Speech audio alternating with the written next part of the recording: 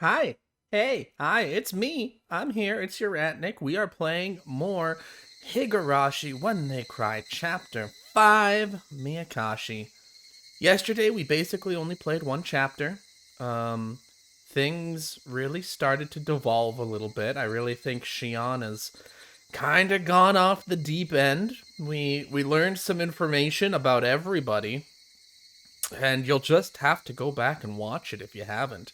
There's too much to cover. So rather than try, I'm just gonna jump right into chapter 11, and we're gonna have a good time. All right? Sound good? I agree. I agree. Let's just do it. Let's just jump in to this fantastic little tale.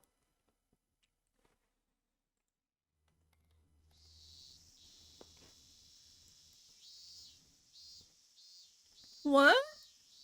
Me-chan, you didn't get much sleep either, did you? Did you? Yeah, I went to bed at like 3. I'm a little tired. 3? Hey now, you can't keep staying up late. You probably read the first volume of a manga, thought it was interesting, then read the entire series, didn't you? I understand. I've done that before. What? Wait, is it about the mayor? He still hasn't been found? No. I went to the Furude shrine to join the youth group in their search for the mayor. Since I knew there was no way he would be found, it was really boring for me. Well, just enduring sleepiness wasn't that bad. Not if you considered what Kimeyoshi had to go through since last night. He had been hanging from the ceiling and couldn't even fall asleep or sit down, since he had to stay on tiptoes the whole time. Jesus, Shion. The teacher explained to us that the mayor had gone missing and asked us if we knew anything. A couple of people said some things, but they were irrelevant. Hey, random guy pie, welcome. Haven't seen you in a while. To me, this issue meant nothing, but it was all my classmates were talking about. I observed Keiichi Maibara. I had no idea if any type of danger was drawing closer to him. Maybe I'd call him again tonight, pretending to be Shion. I told him some outrageous stuff last night, so he panicked. Alright, thank you. I appreciate the viewership. But I was sure he'd calm down after a day. At that time, I heard a little girl's laughter.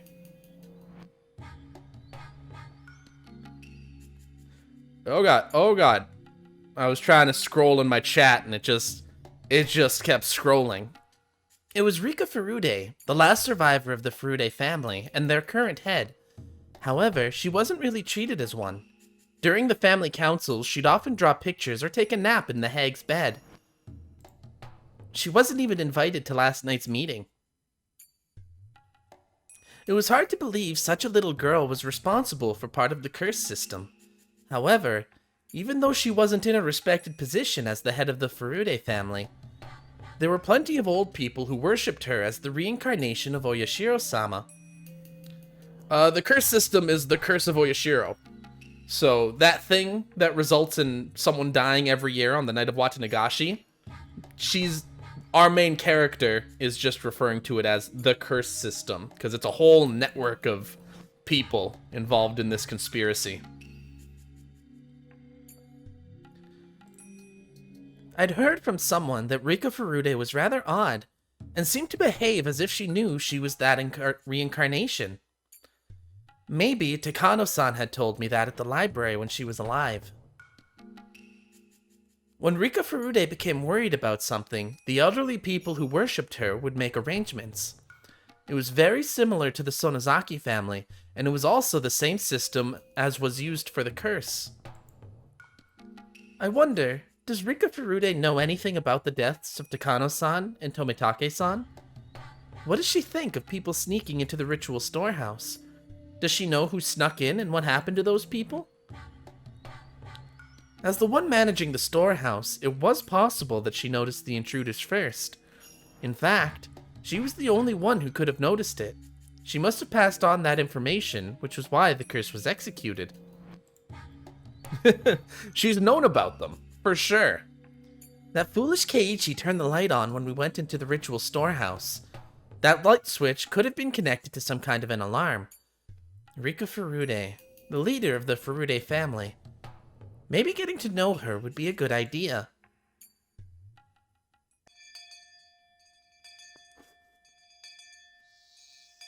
As the leader of the Furude family, how much do you know about the incident? I asked her rather directly. It was hard to tell if she understood I was asking her in place of the Sonozaki family head, instead of as Mion Sonozaki. Are you talking about Tometaki and Takano? Rika answered. The news hadn't been made public, yet she knew about it. Although she looked immature, perhaps she truly was the head of the Furude family. That's the curse of Oyashiro-sama. I already know that. But it's not over yet, is it? There should still be 2 more. Have you heard about what will happen to them? I tried to be vague, to see how Rika Furude would react. I had been thinking that she had nothing to do with the underside of Hinamizawa, since she was always treated like a child. However, Rika had just said things about the incident which normal people shouldn't know anything about. That proved she belonged to the underside's network. I don't think that matters anymore. She answered the question about Tometake-san and Takano-san fairly quickly, but took a little longer to answer this time. Did she have to think about it? Shit. The look on her face never changes. It's impossible to figure out what she's thinking. More owo. What do you mean? How can they get away with what they've done? I think they feel bad about what they've done. That should be fine. Her response was unexpected, especially after seeing all the old people get so furious last night. To trespass in the ritual storehouse was blasphemy against Oyashiro-sama. The village elders had said those intruders deserved to die, yet the leader of the Furude family, who protected the sacred storehouse for ritual implements, said that if they felt remorse for it, then that was fine. I recalled how people thought of Rika Furude's father during the dam conflict. Yes, her father was called an opportunist back then. He didn't agree with the Onigafuchi guardians, who had resisted violently during the conflict. Like father, like daughter. I aggressively grabbed Rika Furude by the collar. Huh? What the heck are you talking about? You're pretty stupid. Just like your predecessor, aren't you? The Furude family must understand better than anybody how sacred the ritual storehouse is. How could the head of that family say such a thing? I laughed at myself. I was told the same thing by someone else and was now saying it to Rika. Don't you know how serious a crime trespassing in the ritual storehouse is? It's a very important place for Oyashiro-sama, so nobody can go in without permission. See, you know that. But those 4 people brought their filth in there. What bad kitty cats. Meow. That's right. Bad cats. 2 cats have been caught and punished. There are 2 more. Meow. How do you think they should be punished? Tell me your opinion as the head of the Furude family. Rika really didn't usually wear any expression whatsoever, making it impossible to tell what she was thinking. But while I grabbed her by the collar and stared at her, I could tell somehow. Rika was a little disturbed. I sensed she was trying to see what I was thinking in turn. I want to forgive those 2 kitty cats. Why should they get away with what they've done? Me? What are you trying to say? That's a good question, so let me explain. Those 2 must offer compensation for what they've done. They have to clear away their sins. Otherwise, Oyashiro-sama won't stop being angry. Every crime must be punished appropriately. Do you understand? Oyashiro-sama doesn't get angry, even if someone enters the storehouse. Huh? What are you saying? The reason why nobody is allowed to see the ritual storehouse is because there are too many scary tools in there. I'm sure people would get scared if they saw them. That's why we don't let people in there. I'm sure there are I'm sure those intruders were scared too. And I'm sure they feel bad about what they've done. Yes, yes, Shion is straight up saying that we should murder these people, and she is trying to get the child in on it. Not basically, she is. And not a demigod. God. True definition of God. They're forgiven once they feel bad about what they've done. That's not for you to decide. That's what Oyashiro-sama decides. I'm the Shrine Maiden of Oyashiro-sama, don't you know? Of course I do. You aren't telling me that Oyashiro-sama told you he isn't angry, are you? Rika nodded yes, without hesitation. I can't believe the lies she's coming up with. I'm not surprised. I'm shocked. Huh. That's why your parents died of the curse 2 years ago. Oyashiro-sama was angry because they didn't deserve to serve him. That's why he cursed your father. Oyashiro-sama would never do that. My father didn't die because of the curse of Oyashiro-sama. Am I really talking to the last shrine maiden of the Furude family? Obviously, Oyashiro-sama can't be at peace. You were supposed to worship Oyashiro-sama. How pathetic. I don't know why you're so angry, me. I realized she was in a position to know as much as the other two family heads. As proof, she talked about this year's incident as though it was nothing. Yet, she could feign ignorance with a serious face. She sure is something. She's even better than me. I slapped her a few times and pushed her to the floor. Jesus Christ! Rika, having tumbled downward, looked up at me with tears in her eyes. This all happened because you wanted to change the storehouse's lock to something that was easier for you, right? That's true. The old one was too heavy, so I talked to Kimiyoshi and he changed it to a cheaper, lighter one. If you left the heavy lock on, maybe that would have prevented them from trespassing. This is your fault too. Don't you forget that. Of course, the Kimiyoshi family who actually changed the lock is responsible for this too. That last part was something I added on a whim. I added it to connect Rika's story to the disappearance of Kimiyoshi. I wanted to pressure her psychologically by doing so. The head of the Kimiyoshi family had to pay for his crime. That's why he disappeared. The head of the Furude family has to pay for her crime too, you know.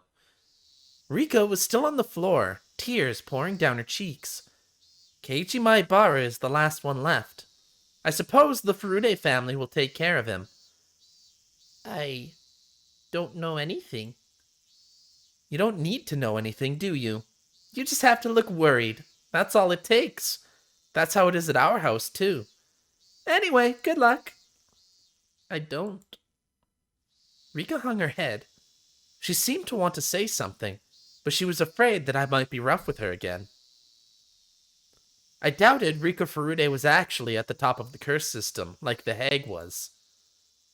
However, as one of the three family heads, she was a lot closer to the underside of Hinamizawa than I was. By now, that underside was well aware of Keiichi Maibara. I told the elderly leaders of the village yesterday in the meeting that Keiichi Maibara was the last one standing. I just told the head of the Furude family the same thing. If threateningly. If my threat was effective, the curse of Oyashiro-sama should very soon fall upon Keiichi Maibara, and at just the right time, I would grab my enemy right as he took the bait. If the assassin came from the Furude family, this girl would have committed the same sin as the hag. When that time came, I wouldn't hold back. I was going to make sure she suffered, and then kill her.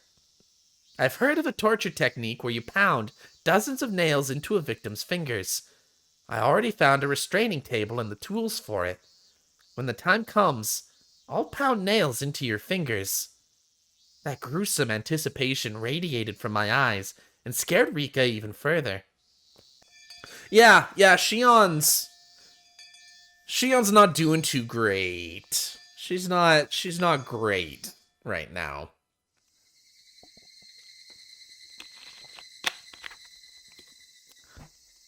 I wonder how Kimiyoshi is doing. I doubt he died from tiptoeing all night, but sometimes a human can go very easily. He already told me everything I wanted to hear, and he doesn't know anything else anyway. On top of that, he was responsible for spreading the infection that was the curse system of Oyashiro-sama. His sins are very heavy. I really liked Uncle Kimiyoshi. He had always been kind. The hag was so tough on her relatives, and that's why he was extra nice to me. When we talked yesterday, I was so happy to hear him say he would forgive Shion. He even said he would fight the hag to save her. That made me very happy. Don't worry. If Shion-chan feels bad about what she has done, she won't be demoned away. Leave it to me. I felt such warmth inside of me. I almost shivered. I was so happy, yet so very sad. For he continued to say that Satoshi-kun deserved to die. He said those nice things because he wanted to make me unhappy since she was worried about Shion. Satoshi-kun deserved to die because he was a member of the cursed Hojo family, but Shion-chan of the Sonozaki family did not. That's what he meant. In other words, to the leaders of the village, including Kimiyoshi, members of the Hojo family are more contemptible than insects. They didn't care if they lived or died. Their sin was not only that they despised the Hojo family so, but also that they let that hatred infect the rest of the village. Therefore, everyone in the village deserves to be a victim of the curse of Oyashiro-sama. Kimiyoshi and the others created an environment that excused murder in that name. If that was so, if Takano-san and Tomitake-san hadn't committed the serious crime of trespassing in the ritual storehouse, then Sadako Hojo, the last survivor of the Hojo family, and Teppei Hojo, who's been hiding in Okinomiya, might have been the victims. Sadako Hojo. She was always around Satoshi-kun. She expected Satoshi-kun to help her every time she cried. She was one of the people who cornered him. If Sadako wasn't that much of a burden, Satoshi-kun wouldn't have killed his aunt. Somebody told Satoshi-kun to commit that murder, and to hide the evidence of his connection to the mastermind, Satoshi-kun was demoned away. That's what Uishi thought. If Satoshi-kun hadn't killed his aunt, maybe he wouldn't have been chosen as last year's victim. Because the commands were vague, after all, the curse of Oyashiro-sama fell upon the Hojo family as a whole. Alright, thanks for hanging out for a bit. It didn't matter which member of the family died. His aunt had a terrible reputation in the neighborhood. She didn't communicate with her neighbors, she was always throwing fits, and there was nothing nice about her in any way. Even if Satoshi-kun didn't kill her, the curse would have fallen upon her sooner or later. Their aunt was the first victim. There needed to be another Hojo to calm the curse. According to a rumor, their uncle was living somewhere in Okinomiya with his lover. However, Okinomiya was a little different from Hinamizawa. The Sonozaki family was powerful there as well, of course, but it would have been more difficult in Okinomiya to demon someone away. So naturally, Satoshi-kun and Sadako, who were still in Hinamizawa, became the targets. Which one should be cursed? That was simple. Sadako, of course. She was snobby and lacking in manners. Everyone in the neighborhood liked Satoshi-kun. Even if he was the son of the Hojo couple who betrayed the village during the dam conflict, compared to Sadako, he didn't deserve to die. Therefore, the actual victims of last year's curse should have been his aunt and Sadako. Satoshi-kun was suddenly all alone. His mean aunt and mean uncle were gone. His sister, who was a burden to him all his life, was gone too. Satoshi-kun was such a nice person. He would be sad, although he'd realize he was finally free. But time would heal him. I'd even help. He didn't have to live in his house in Hinamizawa.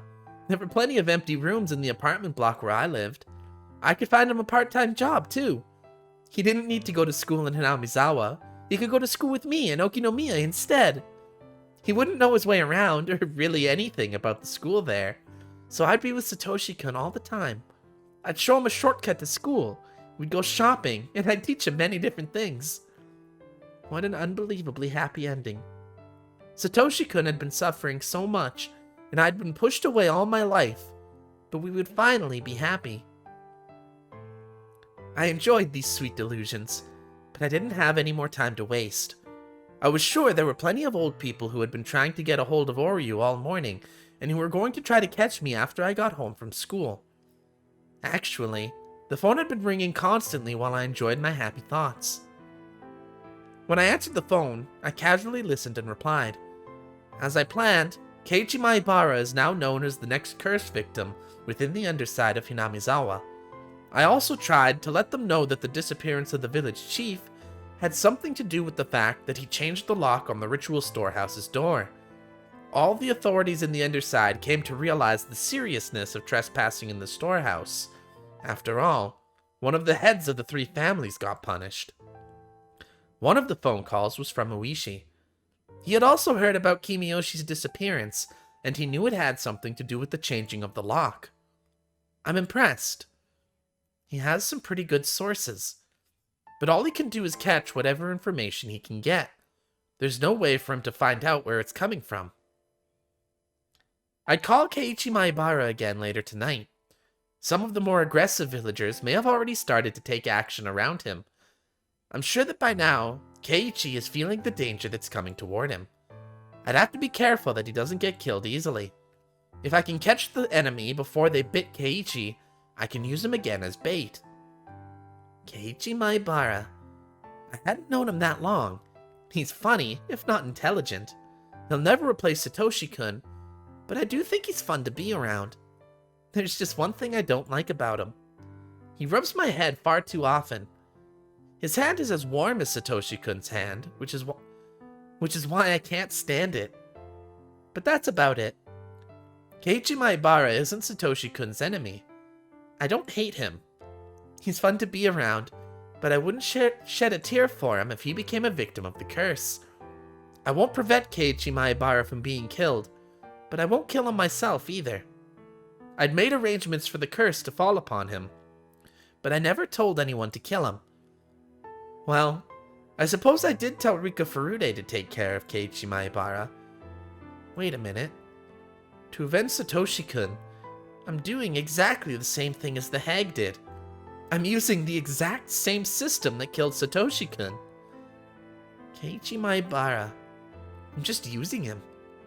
I told people to let the curse fall upon Keiichi, but I've been giving him appropriate warnings. I'm going to help him if he tries to live. If I catch all of my enemies, maybe I'll let him loose. He's different from Satoshi-kun. Satoshi-kun was tricked into killing his aunt, and was killed himself afterwards, so there wouldn't be any evidence remaining. I won't kill Keiichi Maibara. That's how I'm different from the hag.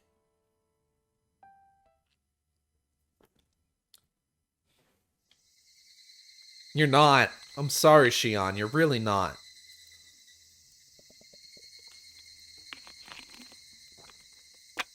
Okay. Evening was turning to night. I had to get dinner ready. I had to eat so I'd have enough strength to take revenge. This place was far from the town. It would even get isolated during winter because of the snow. It's not unusual for a household like this to have 2 or 3 refrigerators. There were plenty of groceries left in them. I was glad I didn't have to go grocery shopping. I could hear the chorus of the Higurashi. People often say that the sound of the Higurashi brings back memories, but for me, it's the exact opposite. I've only ever heard the sound of the Higurashi in Hinamizawa. Therefore, the sound of the Higurashi, to me, is Hinamizawa. The sound reminded me that I wasn't supposed to be here, that I couldn't be here. That was when I heard the doorbell. Because there was a good distance between the house and the gate, there was both a doorbell and an intercom by the ladder.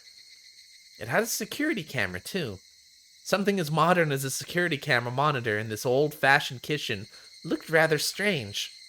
I turned the switch, but nothing appeared on the monitor. I tried to check the plug, but there were a bunch of cords going behind the refrigerator, so I couldn't even do that. The doorbell continued to ring while I tried to figure out if the monitor was broken or if I just didn't know how to turn it on. I only felt like answering the door depending on who it was. It'd normally be easier to pretend to be out, but that wouldn't help me. I was waiting for my enemies to show up. I couldn't just hide myself in that case. The hag was supposed to be sick and in an extremely bad mood. I'd already sent word out that she didn't want to see anyone. So who could it be?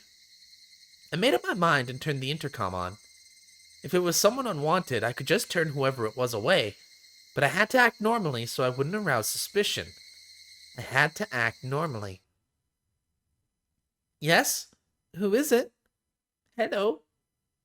She didn't tell me her name, but I recognized her voice. Rika-Chan, what are you doing here at this time of day? I ran out of soy sauce, so could you share some with me? Soy sauce? I almost screamed, but I controlled myself. I took a moment to think about the situation. Hinamizawa was far from most stores, so sometimes neighbors would share seasoning and stuff with each other. The village sometimes got snowed in during winter, but the Furude shrine was quite far from this house. It was rather odd for her to come all the way here on her bicycle just to get some soy sauce. Maybe she was using it as an excuse. Maybe there was something she wanted to talk to me about.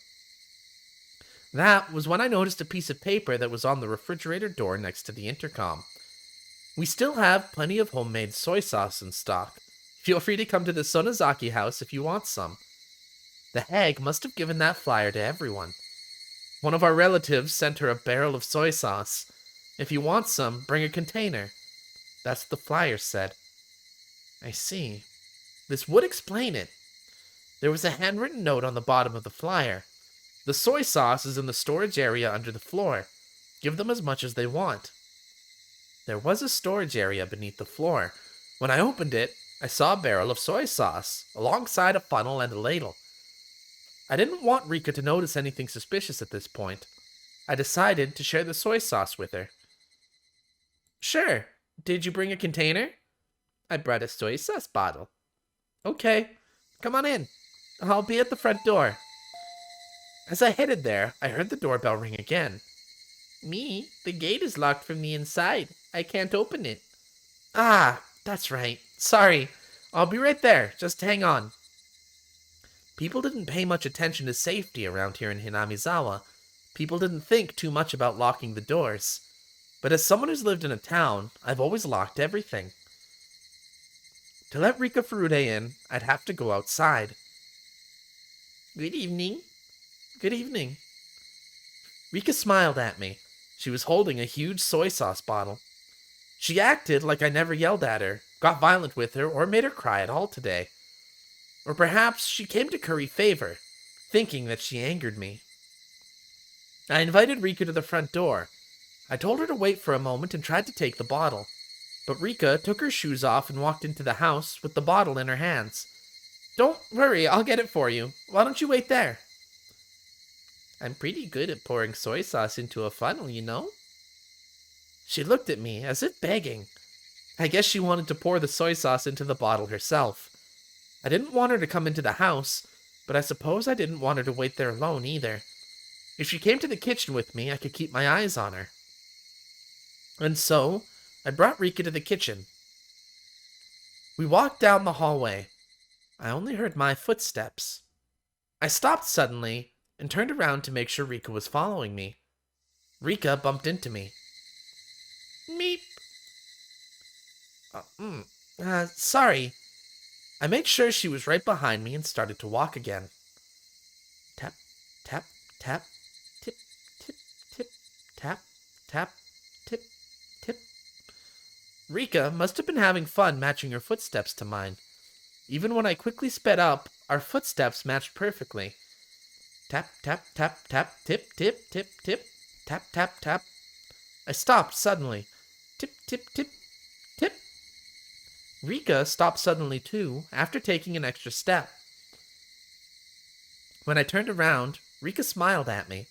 Our footsteps matched perfectly, and when I stopped suddenly, I heard her extra step.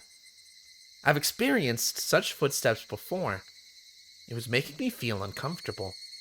But now, although her footsteps sounded the same as the other ones I'd experienced, I saw her when I turned around. That was the difference between them.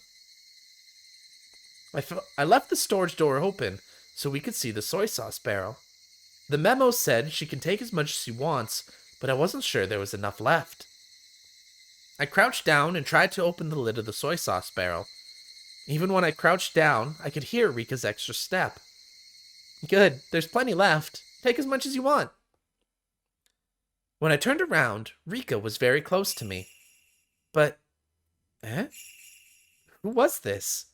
I saw Rika, but it wasn't Rika at all. It was like when I switched with my sister. The outside was the same, but the inside was different. Did Rika have a twin sister? I was confused for a moment.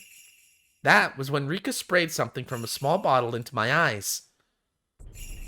Huh? I felt a terrible pain in my eyes, and suddenly tears poured out and my nose started to run. I couldn't stop sneezing either. As I stumbled around covering my face, I then realized I was attacked. I shut my eyes tightly for a moment, then opened them again. Rika was about to grab my hair to drag me down onto the floor. When Rika saw me open my eyes, she sprayed at me again. I shut my eyes to avoid the spray, but my nose still breathed in the substance. I avoided the pain in my eyes, but the tears, the runny nose, and the sneezing continued. Shit! Ah! My brain isn't working quickly enough. However, when I finally understood that I'd been attacked by Rika Furude, my brain started to grind into motion. Rika Furude knocked me on my back and got on top of me. I tried to escape from her by rolling on the kitchen floor. As I rolled, I hit an oven, a huge jar, and destroyed a pile of something on the floor as I fought back. But Rika didn't let go of me. She stayed on top and restrained me. She was sitting on my stomach, and I felt intense pain and pressure. She sure could fight well. I still couldn't see anything. Rika had the upper hand, my eyes were shut, and I was in real danger. As I tried to blink, I saw Rika's expression. I didn't know Rika Furude all that well. I only knew her from the few times we met when I went to school as Mion, and from the things I've heard from other people. But as far as I knew, there was no way Rika Furude would ever do something like this.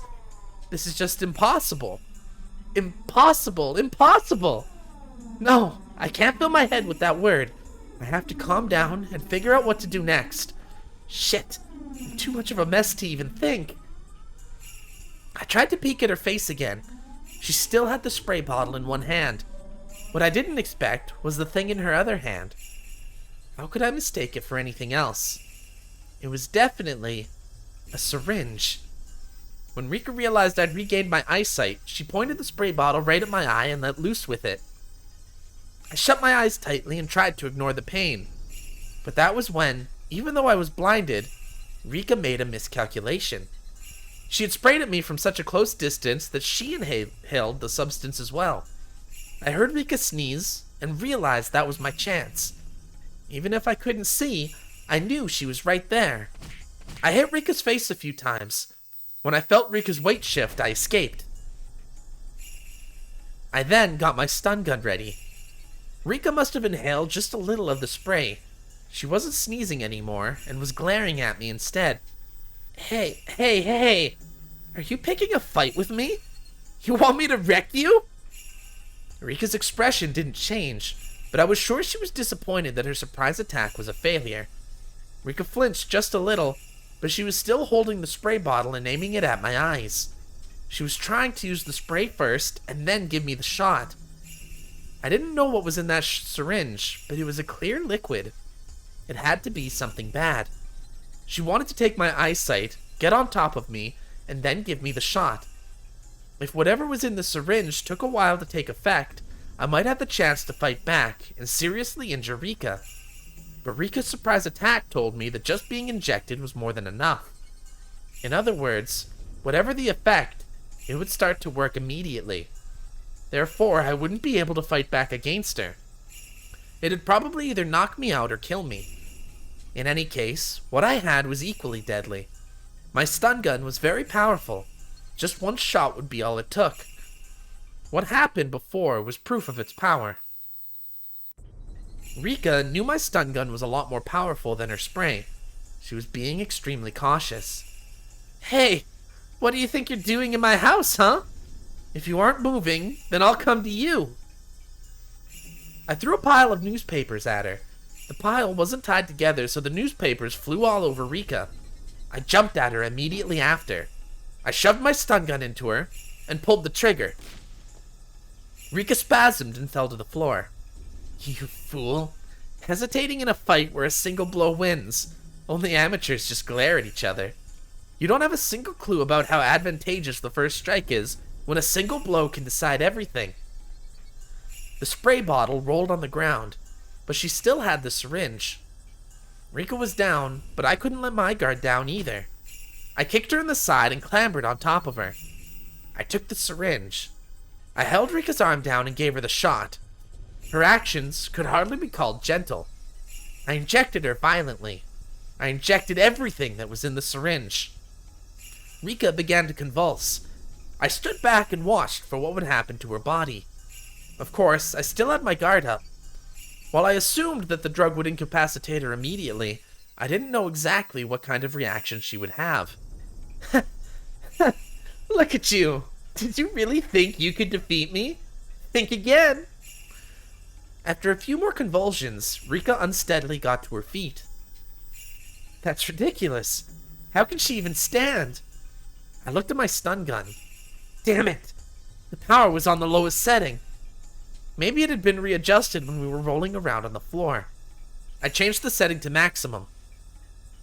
Rika turned pale and started sweating all over. I didn't know its exact effects, but if Rika had given me the shot, I'd be the one experiencing her symptoms. She looked really sick, so obviously she must have been feeling awful too. She couldn't even focus. She was very wobbly and had her hand on the wall.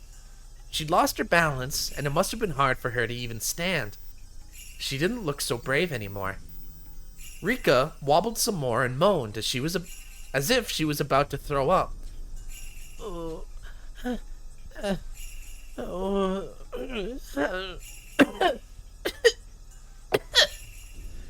Rika looked scary as she moaned and wobbled, but at the same time, she looked kind of funny too. Certainly, she hadn't even dreamed she'd be getting the shot herself. As the man sows, so shall he reap. That's what you get. This is funny. So funny. Well, please, don't throw up here. Go to the bathroom, okay? I'm going to enjoy how long it'll take for you to die. Oh, but that means I can't torture you later, huh? I've been planning to use the nail table on you. So either you choke on your own vomit and die, or I pound nails into all 10 of your fingers. I wonder which it'll be. Okay, I know. Let's move to the underground shrine storage. I'll put you to sleep so I can move you there, okay? Oh, she's murdering Rika. I walked up to Rika, my stun gun making popping sounds. When Rika saw the sparks from the stun gun, she moved to grab a huge kitchen knife. Oh, are you still trying to fight? That makes things more fun. There's so much I want to ask you. I would suggest you back down. Well, actually, even if you do, you'll go through the same misery anyway. Sorry, but I'll refuse that invitation, you torture maniac. What she said wasn't anything I'd expect to hear from the Rika I knew. But I didn't hesitate. I had the advantage, so I didn't need to worry. Besides, this was coming from the last survivor of the Furude family, one of the 3 families. That sudden change somehow felt natural. Compared to what the 3 families have done, this is nothing. Thank you for that high praise, though. I should be proud of myself, huh? So, are you seriously thinking about fighting me with a knife in that condition? You can't even stand straight. You're right. Like you said, I'm at my limit. But if that means getting captured and tortured to death by you, then sorry, I'm taking my leave.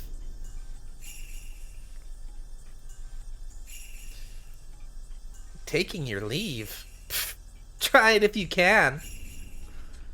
It was clear who held the advantage here. But despite that, an odd thrill filled both of us. We lost our minds wasn't a fitting phrase for the people of Hinamizawa. It was a feeling of release when modern demons could stop pretending to be human. Yes, this was a mad banquet of demons, with the savoring of blood and devouring of flesh. Attended by the head of the Furude family and the head of the Sonozaki family, the old families whose blood is closest to the madness of the demons. I stood in front of the hallway so as to block her escape route. The windows had grates, and the door had a safety chain on it. If she turned around, I'd hit her with my stun gun. In this situation, what did Rika Furude mean by taking her leave? Rika got her knife ready. I expected her to aim at my stomach when she attacked, so I took a stance with my stun gun ready in my hand. Rika, however, suddenly turned around. I carefully watched to see what her next move would be. Rika put the handle of the knife to the wall and held it in place. What was she doing? Goodbye, torture maniac. I won't give you the satisfaction of killing me. Rika reared her head back and slammed her throat against the knife on the wall. Her blood splattered all over. Rika bent backwards repeatedly and let the knife slash at her throat, again and again. Her neck and chest were dyed red. I'd always thought blood was darker. But her blood wasn't dark. It was so bright. I must have been confused, but it looked pretty. After doing this several times, Rika turned around. Her eyes were wide open. She didn't look like she was from this world. Her face looked like something both living and dead, both real and artificial. It was very scary, eerie, and above all else, pale. Although her face looked unearthly, it was a very appropriate face for a demon. I didn't have a mirror so I couldn't tell, but I was sure I looked exactly like her. Rika continued to violently slash her throat. It reminded me of someone trying to break a huge piece of ice with an ice pick. That was exactly what Rika looked like. The white chips of ice coolly flying through the air. What I saw before me was a beautiful sight. Every time Rika struck her throat, tiny drops of red blood splattered the boring white world around her. It was like a dance. A dedication dance by the final head of the Furude family. The demon's last dance of dedication to Oyashiro-sama. Upon seeing that literally blood-curdling dance, I let out a fierce roar. I had no reason to do so. I was howling like an animal. We were like animals trying to kill each other, both getting covered in blood. And, inevitably, as one convulsed in a pool of that blood, the other threw back its head and howled. My body shivered with the joy I felt inside of me. This was death, the most final of judgments, and it was right before me. The demons howled, screamed, and roared. The roars faded, and my voice started to change from the voice of a demon back to that of a human. As a demon, I roared, but as a human, I sneered. Rika was covered in blood from her neck down. Her blood was pouring out, making a little noise. Rika was still staring into my eyes. I stared back at her. I wasn't sure if they were still eyes, though. They were no longer human eyes, but the eyes of the dead. Rika's corpse vomited blood from her mouth and nose and smiled. Then she dropped the knife. She stuck her hands out and turned her palms upward. Her wiggling fingers reminded me of an insect's legs. Those fingers reached for her own throat. I'd never seen anything like it. I'd never seen anybody do this before. Because Rika was scratching her own throat. She was ripping her own throat apart. Maybe that wasn't a good description. She was trying to rip out the inside of her throat through the opening she'd made with the knife. Her fingers found the biggest tear. Rika smiled. At least, that's what I would have called it if she were alive. She ripped open the tear in one tug. Oh! What? Ah!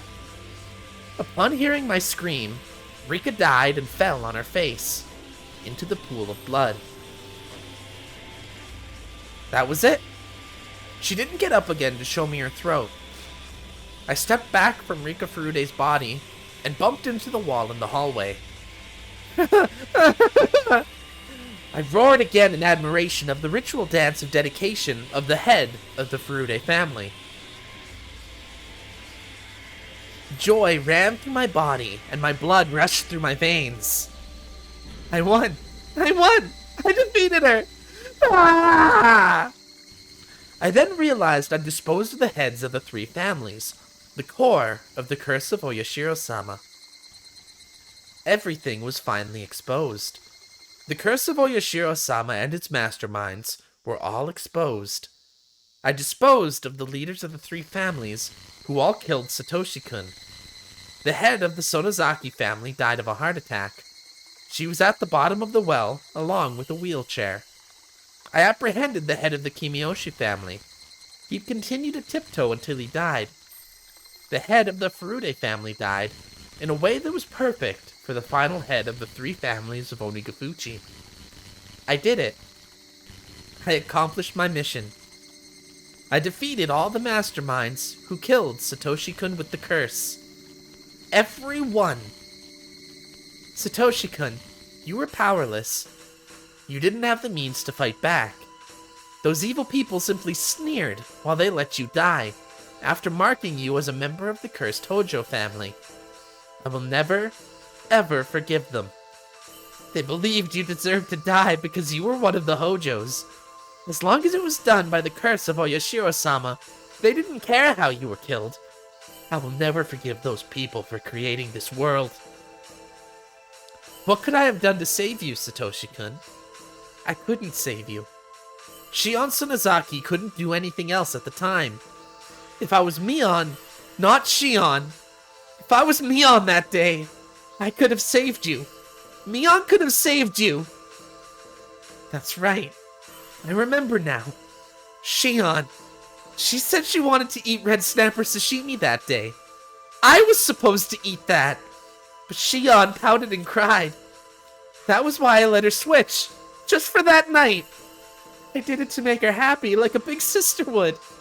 Shion was never treated well, so I felt bad. That was it. I was being a good sister. That was it. When morning came, the world had been turned upside down, and it had remained so until today. We weren't twins anymore. The one with the demon was Mion, and the one without the demon was Shion. What was that supposed to mean? Wait, Mom, listen! I'm Mion, not her! You can tell us apart, right, Mom? Look, can't you tell I'm Mion? Come on, tell everyone! Tell me I'm Mion! I'm Mion! Don't call me Shion! I'm Mion, I am! Then I realized, you knew, didn't you? That the relatives weren't gathering for a simple party that night. You knew. No, I didn't. I really didn't know. Huh? How could you say that? You were so persistent that day. You said you'd never eaten red snapper before, so you really wanted to try it. You never gave up asking me. I really didn't know. I didn't know. If I'd known, I wouldn't have said that. Oh, sure. You were always jealous of me. Always looking at me with those foxy eyes. That was why I switched with you once in a while. But you weren't satisfied with just that. You became even more jealous. And that night, you knew what was going on and took Mion from me. You took Mion from me. Give Mion back. I'm the one who's Mion. I am Mion Sonozaki.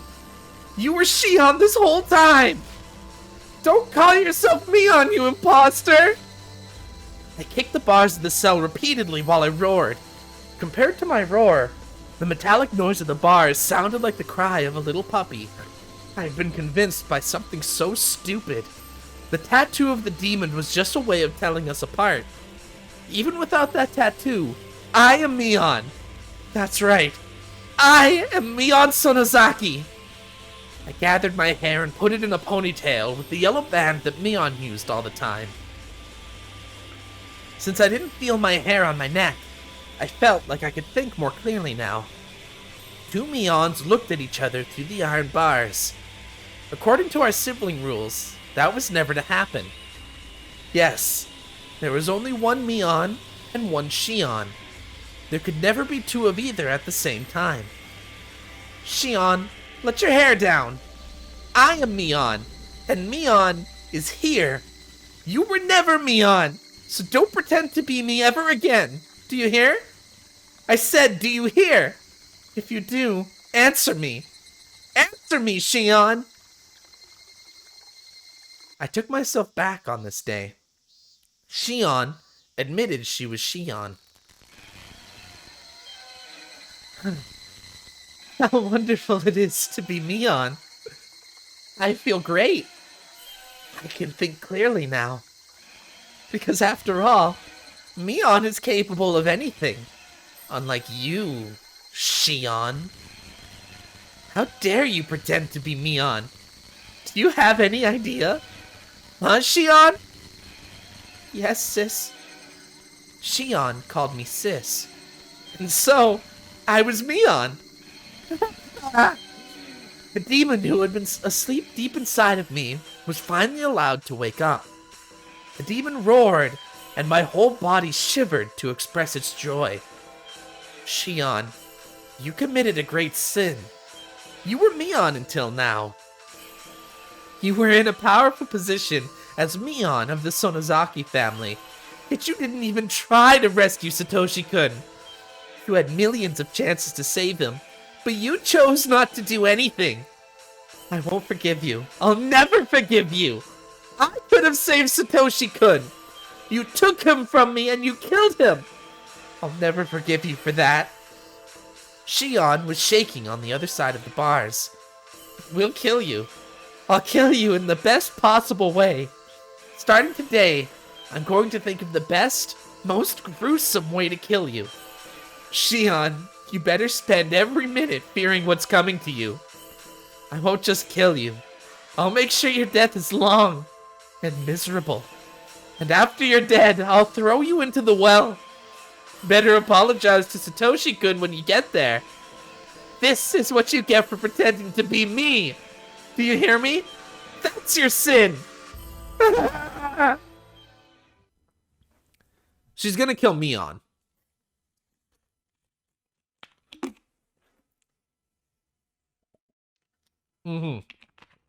I'll explain it in depth when the chapter ends. Just give me a bit. I needed to at least clean up the kitchen. While I was putting old newspapers on the floor to absorb the blood, the phone rang. I didn't want to answer, but maybe I should. I should answer it and talk to whoever it was. Hello, this is the Sonozaki residence. Thank you for answering. This is Hojo calling. I was surprised to hear the Hojo name, but I realized right away that it was Sadako. Oh, Sadako. What's the matter? Sorry to call so late. Is Rika not there with you? Ah, yes. Ever since Sadako Hojo was abandoned, she had been living with Rika Furude. Of course you'd get suspicious that Rika hadn't returned yet. Yeah, she's here. Oh, so she's still there? It's long past dinner time. Hey, Sadako. I made too much dinner tonight, so I told Rika-Chan to eat here with me. Eh? Is that so? Ooh. Why don't you come over too? I have plenty of food left. Rika-Chan has already started eating. Oh, Rika! Alright, I'll clean up a little and then head out. See you shortly. Okay, I'll be here. See ya! Click. Oh, man! Oh, that's a hell of a way to end things. That's a hell of a spot to end. Oh, that's so foreboding.